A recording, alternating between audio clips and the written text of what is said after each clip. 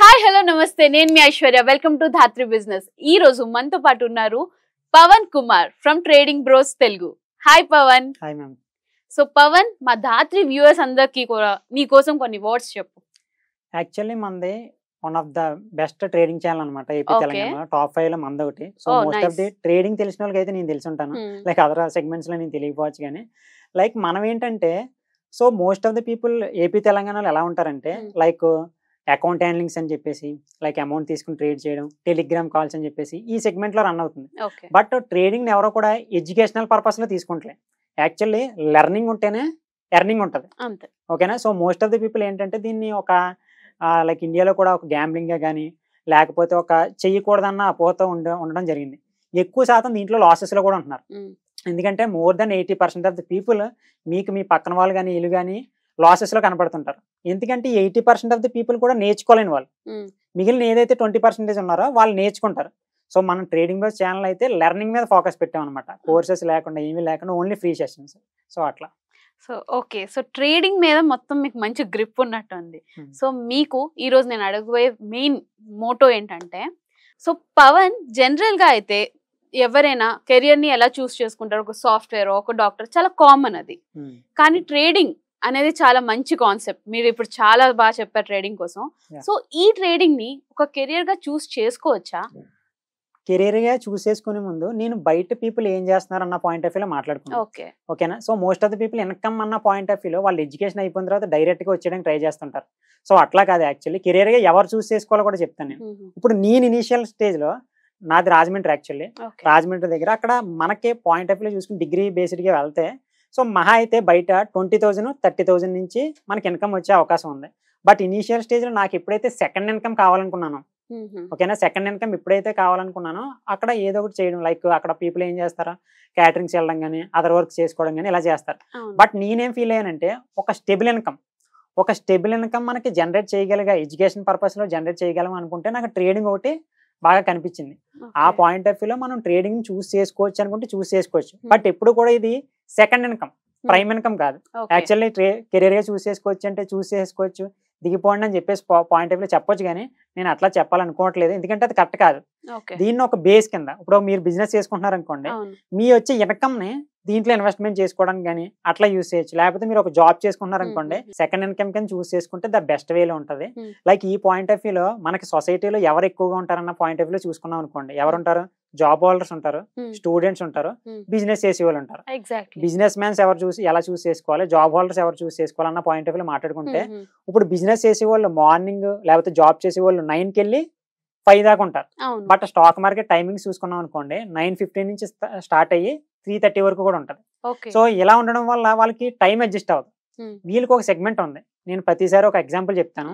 ఇప్పుడు ఒక క్రికెట్ ఉందనుకోండి, క్రికెట్ లోని బ్యాట్స్మెన్స్ ఉంటారు, బౌలర్స్ ఉంటారు, వికెట్ కీపర్ ఉంటారు, క్లాప్స్ కొట్టే వాళ్ళు కూడా ఉంటారు. సో వీటిలోని ఇలాగే అక్కడ ఎన్నైతే సెగ్మెంట్స్ ఉన్నాయో అదే విధంగా స్టాక్ మార్కెట్ లో సెగ్మెంట్స్ ఉన్నాయి.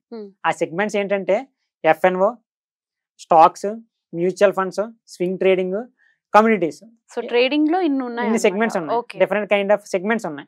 సో ఈ సెగ్మెంట్స్ మనం చూస్ చేసుకుని మనకి ఏది పర్ఫెక్ట్ గా ఉంటుందని. ఫర్ ఎగ్జాంపుల్ ఇప్పుడు ఎగ్జాంపుల్ గా చెప్పాలంటే ఇప్పుడు జాబ్ హోల్డర్ వాళ్ళకి టైం ఉండదు, మార్కెట్ టైంలో మార్కెట్ క్లోజ్ అయిపోతుంది వాళ్ళకి జాబ్ అయ్యేటప్పటికి. తర్వాత కమ్యూనిటీస్ ఓపెన్ అవుతాయి. కమ్యూనిటీస్ అంటే ఏంటంటే gold, silver, crude oil, gas, ఇలాంటి కమ్యూనిటీ సెగ్మెంట్ అంతా కూడా ఓపెన్ అవుతుంది. వాళ్ళు దాంట్లో చేసుకోవచ్చు.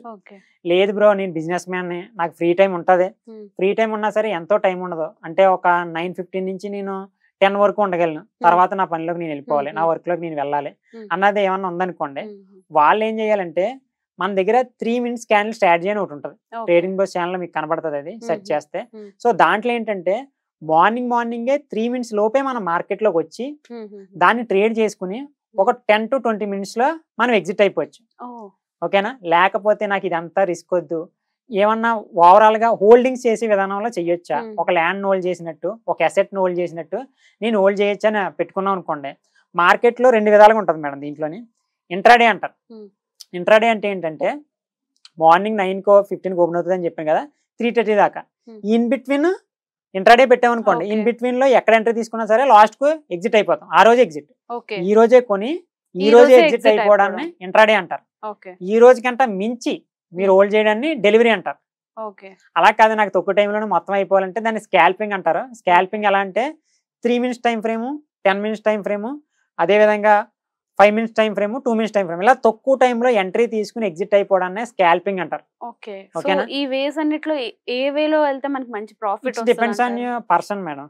ఓకే. ఇప్పుడు నేను ఫుల్ టైం ట్రేడర్ని, నాకు ఇది తప్పితే వేరే వర్క్ లేదు. ఇప్పుడు నేను 6 అవర్స్ ఉంటాను. నేను ఎక్కడైతే ఆపర్చునిటీ దొరుకుతుందో అక్కడ ఎంట్రీ వెళ్ళడం, బయటకు వచ్చేయడం. ఓకే. ఎక్కడైతే ఆపర్చునిటీ దొరుకుతుందో అక్కడ ఎంట్రీ తీసుకోవడం, బయటకు వచ్చేయడం. ఓకే. అలా అని చెప్పేసి ప్రతి ఒక్కరు కూడా ఎర్న్ చేసేస్తారన్నది ఉండదు. దీన్ని లెర్నింగ్ ప్రాసెస్ లో నేర్చుకుని అప్లై చేసుకోవాలి. లేదా మీరు ఇంకా ఇన్ డెప్త్ గానీ ఏ పాయింట్ ఆఫ్ వ్యూలో వెళ్ళారనుకోండి, మీకు స్టాక్స్ ఉన్నాయి కదా, ఇప్పుడు స్టాక్స్ లో ఇన్వెస్ట్మెంట్ చేయాలనుకోవాలనుకోండి, పొరపాటున స్టాక్స్ లో చేద్దాం అనుకున్నాం. స్టాక్స్ లో చేసేటప్పుడు మీకు 3 సెగ్మెంట్స్ లో మనం డివైడ్ చేసుకోవచ్చు స్టాక్స్ ని, ఓన్లీ స్టాక్స్ ని. ఎలా అంటే లైక్ మనం న్యూస్ బేస్డ్ అనాలిసిస్ చేయొచ్చు, ఫండమెంటల్ అనాలిసిస్ చేయొచ్చు, టెక్నికల్ అనాలిసిస్ చేయొచ్చు. ఓకే, ఇలా 3 ways లో చూసుకుంటే మనకి విన్నింగ్ రేషియో ఉంటుంది. ఇవేమీ తెలియకుండా ఎవరో స్టాక్ చెప్పారు, లేకపోతే పవనే చెప్పారు స్టాక్, అది కొనేసాను అనుకుంటే దట్స్ యువర్ 100% కూడా మీ మిస్టేక్ అవుతుంది. సో బాగా రీసెర్చ్ చేయాలి, మనం ఓన్ గా చేయాలి, రీసెర్చ్ చేయాలి. ఇప్పుడు ఈ 3 సెగ్మెంట్స్ ఉన్నాయి. పవన్ బ్రో బాగానే చెప్తున్నావు, ఇప్పుడు ఈ 3 చూసుకోవాలని చెప్పేసి చెప్తున్నాం. బట్ ఎలా చూడాలి, ఎక్కడ చూడాలి, ఎందుకు చూడాలి, ఎప్పుడు చూడాలి అన్న కాన్సెప్ట్ లో మనం వెళ్ళామనుకోండి. ఇప్పుడు ఇక్కడ చూడండి, ఫస్ట్ థింగ్ న్యూస్ అనుకుంది. నేను అందరు కూడా చెప్తూ ఉంటాను, నా ఛానల్లో కూడా చెప్తుంటాను, ట్రేడింగ్ బస్ ఛానల్లో. న్యూస్ అన్నది ఇన్ఫర్మేషన్, ప్రైజ్ యాక్షన్ అన్నది కన్ఫర్మేషన్, దీనికి ఎక్స్ట్రా కన్ఫర్మేషన్ ఇండికేటర్. ఓకేనా? సో న్యూస్ ఎక్కడ చూడాలి? ఫస్ట్ న్యూస్ మనం డైలీ అప్డేట్స్ వస్తుంటాయి కదా, ఇప్పుడు స్టాక్స్ ఏదో నెగిటివ్ వచ్చి ఉంటుంది, రిజల్ట్స్ వచ్చి ఉంటాయి, సో ఈ విధంగా ఉంటాయి కదా. న్యూస్ చూడండి ఫస్ట్. న్యూస్ కి మనకి మనీ కంట్రోల్ అనే వెబ్సైట్ వాడచ్చు. ఓకేనా? మనీ కంట్రోల్ అనే వెబ్సైట్ వాడితే దాంట్లో ఎవ్రీ అప్డేట్ కూడా మనకి అప్డేట్ అవుతూ ఉంటది అనమాట దాంట్లో. సో ఆ విధంగా మనం ఏదైనా న్యూస్ వస్తున్నాయో తెలుస్తుంది. న్యూస్ ని మనం ప్రైజ్ యాక్షన్ కి ఎలా రిలేటబుల్ చేసుకోవాలో చెప్తాను. ఇప్పుడు న్యూస్ ఉంది కదా, ఈ రోజు యాక్సిస్ బ్యాంక్ రిజల్ట్స్ వచ్చాయి, పాజిటివ్ వచ్చాయి. పాజిటివ్ వచ్చిన తర్వాత మనం ఏం చేస్తాం, మార్కెట్ లోకి వెళ్ళి ఇక్కడ ఎంట్రీ తీసుకోవాలి. ఎంట్రీ తీసుకునేటప్పటికి ఇక్కడ ప్రైజ్ యాక్షన్ ఉంటుంది. ఇప్పుడు ప్రైజ్ యాక్షన్ వచ్చేది న్యూస్ అర్థమైంది కదా మనకి. నెక్స్ట్ ప్రైజ్ యాక్షన్ వద్దాం. ప్రైజ్ యాక్షన్ అంటే ఏంటంటే ఇప్పుడు చాలా కాన్సెప్ట్లు ఉన్నాయి ప్రైజ్ యాక్షన్. ఇప్పుడు నాలంటో ఏది కనిపెట్టి చెప్పినా సరే దాన్ని కూడా కాన్సెప్ట్ అంటారు, దానికి పవన్ కాన్సెప్ట్ అని పేరు పెడతారండి. ఓకేనా? సో ఇలా కొన్ని వేల కాన్సెప్ట్లు ఉన్నాయి. అవే పాత కాన్సెప్ట్లు, ఫేమస్ అయిన కాన్సెప్ట్లో చూసుకుంటే support and resistance, candle sticks, patterns, trend lines, divergence, option chain, ఇలాగా మనకి కాన్సెప్ట్స్ ఉన్నాయి. ఇది ప్రైజ్ యాక్షన్. ఇప్పుడు నేను ఇనిషియల్ స్టేజ్లో నా చిన్నప్పుడు నేను బైస్కిల్ నేర్చుకున్నాను కదా అని, ఇప్పుడు నేను రాజమండ్రి నుంచి హైదరాబాద్కి బైస్కిల్ తొక్కుతూ వస్తే చాలా లేట్ అయిపోద్ది కదా. అప్డేట్ వెర్షన్ వచ్చింది, అప్పుడైతే లేవు, ఇప్పుడు ఉన్నాయి కదా బైక్ కానీ ఫ్లైట్ కానీ, ఇలా మనకి అప్డేట్ వెర్షన్స్ వచ్చాయి. సో అదే విధంగా కాన్సెప్ట్లు అప్డేట్ అయ్యాయి. స్టాక్ మార్కెట్ లో కూడా కాన్సెప్ట్లు అప్డేట్ అయ్యాయి. వాటినే స్మార్ట్ మనీ కాన్సెప్ట్స్, లేకపోతే ఐసిటి, ఆర్డర్ ఫ్లో, డెల్టా అని చెప్పేసి ఇలాంటి అప్డేట్ కాన్సెప్ట్లు ఉన్నాయి. బట్ మీరు పాత కాన్సెప్ట్ లో వాడచ్చు, అప్డేట్ కాన్సెప్ట్ లో వాడచ్చు. ఇక్కడతో ప్రైజ్ యాక్షన్ అయింది, న్యూస్ అయింది, ప్రైజ్ యాక్షన్ అయింది, అదే confirmation, extra confirmation. Extra confirmation కి ఏం కావాలి? ఎక్స్ట్రా కన్ఫర్మేషన్ ఏం కావాలంటే ఇది చాలా అబౌట్ ఇండికేటర్స్ మేడం. ఇండికేట్ చేస్తాయి. ఇండికేటర్స్ మీన్స్ ఇండికేట్ అంటే ప్రైజ్ అప్ సైడ్ వెళ్తుందా, డౌన్ సైడ్ వస్తుందా అని ఒక ఇండికేటర్, నోటిఫికేషన్ లాగా ఇండికేషన్ అట్లా. ఎగ్జాక్ట్లీ. సో దానికి ఏం వాడితే బెటర్ అని చెప్పేసి చాలా ఉంటాయి, అవి ఉంటాయి, కొన్ని వేలు ఉన్నాయి. సో వాటిలో కూడా ఏం చూస్ చేసుకోవాలన్న పాయింట్ ఆఫ్ వ్యూలో మనం వెళ్ళాం అనుకోండి, నిఫ్టీ, బ్యాంక్ నిఫ్టీ, ఫిన్ నిఫ్టీ, సెన్సెక్స్, ఇలా ఇండెక్సెస్ ఉంటాయి. ఫర్ ఎగ్జాంపుల్ ని బ్యాంక్ నిఫ్టీని ఒక ఎగ్జాంపుల్ గా తీసుకున్నాం అనుకోండి. సో బ్యాంక్ నిఫ్టీలో బ్యాంక్స్ ఉంటాయి. అంటే మీరు ఫర్ ఎగ్జాంపుల్ ఏది యూస్ చేస్తున్నారు మామూలు ట్రాన్సాక్షన్స్? బ్యాంక్ ఎస్బీఐ యూస్ చేస్తున్నారు. SBI, Kotak, ICICI bank, axis, ఇవన్నీ కూడా వెయిటేజ్ స్టాక్స్ అనమాట.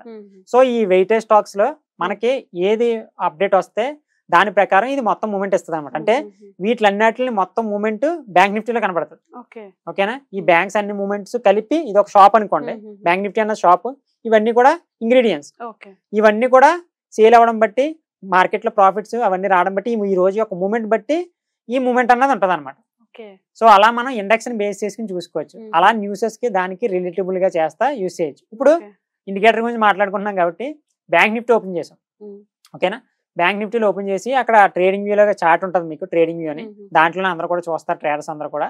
అక్కడ ఇండికేటర్స్ లోకి వెళ్ళారు అనుకోండి, అక్కడ మనం అప్డేటెడ్ కాన్సెప్ట్ అని చెప్పాను కదండి, అక్కడ అడ్వాన్స్డ్ ప్రైజ్ యాక్షన్ అని చెప్పేసి స్మార్ట్ మనీ కాన్సెప్ట్స్ అని ఒకటి ఉంటుంది ఇండికేటర్. అది స్మార్ట్ మనీ కాన్సెప్ట్స్ లక్ష్యాలుగానే ఉంటుంది. అలాగే ఫేర్ వాల్యూ గ్యాప్ ఒకటి ఉంటుంది. సో అన్నిటికన్నా బెటర్ స్మార్ట్ మనీ కాన్సెప్ట్సే. అది యాడ్ చేసుకుంటే అది ఆటోమేటిక్ గా ఎక్కడ బై చేయాలి, ఎక్కడ సెల్ చేయాలి, అని చెప్పేసి అదే ఇండికేట్ చేస్తుంది అనమాట. Hmm. ఓకేనా? Hmm. సో నెక్స్ట్ అందరూ కూడా ఇండెక్స్లో ఉండిపోతారు. చాలా మంది తెలిసి ఇండెక్స్లో ఉండిపోతారు, కానీ ఇండెక్స్లో ఉండకూడదు. యాక్చువల్లీ మనకు మనీ వచ్చేది ప్రీమియంలో వస్తుంది. Hmm.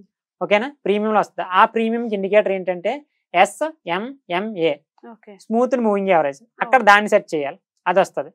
ఓకేనా? సో ఈ విధంగా మనం ఇండికేటర్లు పెట్టి ఎక్స్ట్రా కన్ఫర్మేషన్ కింద పెట్టొచ్చు. Hmm. ఇప్పుడు మనం ఏం చేసాం, న్యూస్ చూసుకున్నాం, ప్రైజ్ యాక్షన్ చూసుకున్నాం, ఇండికేటర్ చూసుకున్నాం, okay. Information, confirmation, extra confirmation, Hmm. ఇలా మూడాటిని బేస్ చేసుకుంటే Okay. మనకి అవుట్పుట్ బెటర్ గా వస్తుంది అనమాట.